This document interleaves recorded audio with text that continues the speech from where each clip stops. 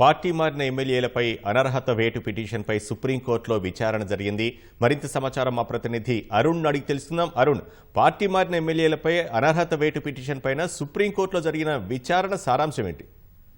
సుప్రీంకోర్టులో బీఆర్ఎస్ దాఖలు చేసినటువంటి 2 పిటిషన్లపై ఈ రోజు జస్టిస్ బిఆర్ గవాయ్ ధర్మాసనం విచారణ చేపట్టింది. ఈ విచారణలో భాగంగా ఎన్నికలు ముగిసిన అతి కొద్ది కాలానికే ఒక ఎమ్మెల్యే పార్టీ మారటము, తన బంధువులను అధికార పార్టీలో చేర్పించి అక్కడి నుంచి లోక్సభ ఎన్నికల్లో పోటీ చేయించారు అని చెప్పి అటువంటి విషయాలపై కూడా ఇప్పటికీ ఏడాది గడుస్తున్నా తాము ఈ విషయాన్ని లేవనెత్తి ఏడాది పూర్తయినప్పటికీ కూడా ఇప్పటికీ అలాంటి నిర్ణయం జరగలేదు అని చెప్పి బీఆర్ఎస్ తరఫున దాఖలు చేసినటువంటి పాడి కౌశిక్ రెడ్డి, కల్వకుంట్ల తారక రామారావు తరపు న్యాయవాది సుందరము, అదేవిధంగా శేషాద్రి నాయుడు ఇరువురు సీనియర్ న్యాయవాదులు సుప్రీంకోర్టు దృష్టికి తీసుకొచ్చారు.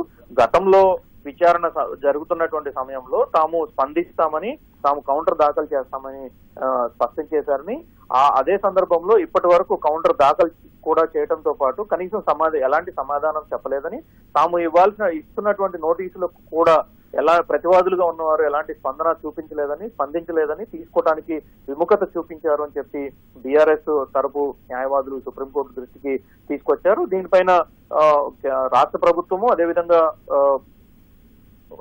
అసెంబ్లీ స్పీకర్ కు సంబంధించినటువంటి న్యాయవాదులు అభిషేక్ సింఘ్వి, ముకుల్ రోహత్గిల్ ఇరువురు కూడా స్పందించారు. తమకు రాష్ట్ర ప్రభుత్వంతో దీనికి సంబంధం కానీ, అదే సందర్భంలో అసెంబ్లీ కార్యదర్శికి సంబంధించినటువంటి వ్యవహారాల్లో స్పీకర్ కు సంబంధించినటువంటి నిర్ణయాధికారం ప్రకారమే నడుచుకుంటున్నారని, దీంట్లో ప్రధానంగా చెప్పుకోవడానికి స్పీకరు తన పరిధిలో ఉన్నటువంటి అధికారాలకు అనుగుణంగా గతంలో హైకోర్టు ఇచ్చినటువంటి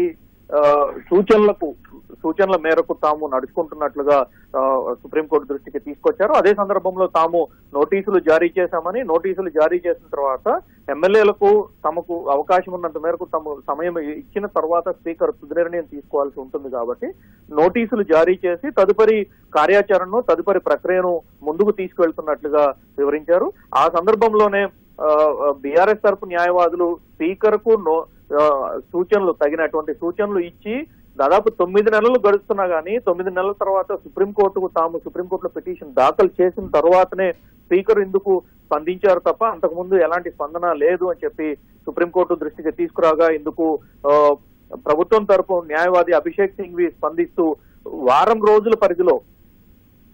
కేవలం వారం రోజులు పరిధిలోనే స్పీకర్ కు పార్టీ మారినటువంటి ఎమ్మెల్యేల పైన ఫిర్యాదు చేసినటువంటి వారం రోజుల లోపల్లోనే రాష్ట్ర ప్రభుత్వానికి అదేవిధంగా స్పీకర్ కు వ్యతిరేకంగా హైకోర్టులో పిటిషన్లు దాఖలు చేశారని, ఇది ఏ రకమైనటువంటి వ్యవహారమని, స్పీకర్ కు కనీసం తగినటువంటి సమయం ఇవ్వాల్సి ఉంటుంది కాబట్టి ఆ మేరకు స్పీకర్ తగిన నిర్ణయం తీసుకోవడానికి అవకాశం ఇవ్వాల్సినటువంటి సమయం కూడా ఇవ్వకుండానే కోర్టుకు వెళ్ళటం, కోర్టు చుట్టూ తిరగటం అనేటువంటి విషయాలు చోటు చేసుకున్నట్లుగా చెప్పడం జరిగింది. ఇదే సందర్భంలో సుప్రీంకోర్టు ధర్మాసనం కూడా స్పందిస్తూ గతంలో తాము విచారణ చేపట్టినటువంటి సందర్భంలో కౌంటర్ దాఖలు చేయడానికి స్పీకర్ ను కనుక్కొని ఎంత సమయం పడుతుంది, విచారణ ఇంకా ఎంత కాలంలో పూర్తి చేస్తారని చెప్పడానికి సమయం కోరారని చెప్పి అందుకు ఏ విధమైనటువంటి స్పందన ఇస్తారు అని చెప్పి సుప్రీంకోర్టు ప్రశ్నించగా తమకు ఇప్పటి వరకు ఫార్మల్ గా సుప్రీంకోర్టు ఈ విచారణ చేపట్టినట్లుగా ఇప్పటి వరకు స్పీకర్ కు కానీ,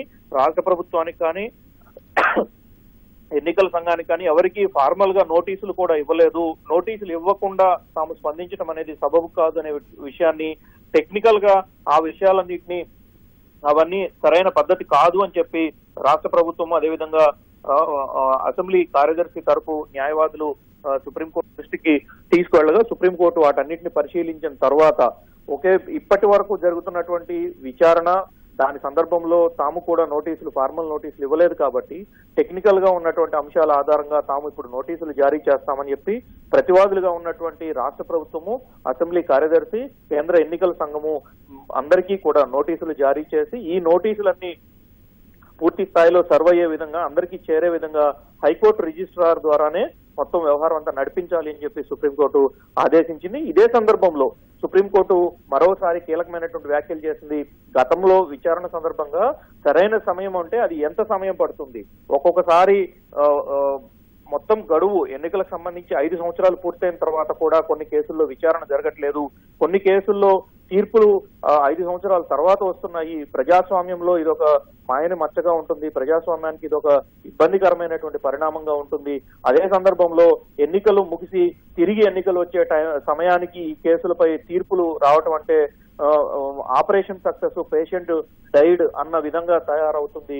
సో అటువంటి పరిస్థితులకు ఆస్కారం లేకుండా చూడాల్సినటువంటి బాధ్యత అందరిపైన ఉంది అని చెప్పి సుప్రీంకోర్టు న్యాయమూర్తి జస్టిస్ బిఆర్ గవాయ్ వాళ్ళు కీలకమైనటువంటి వ్యాఖ్యలు చేశారు.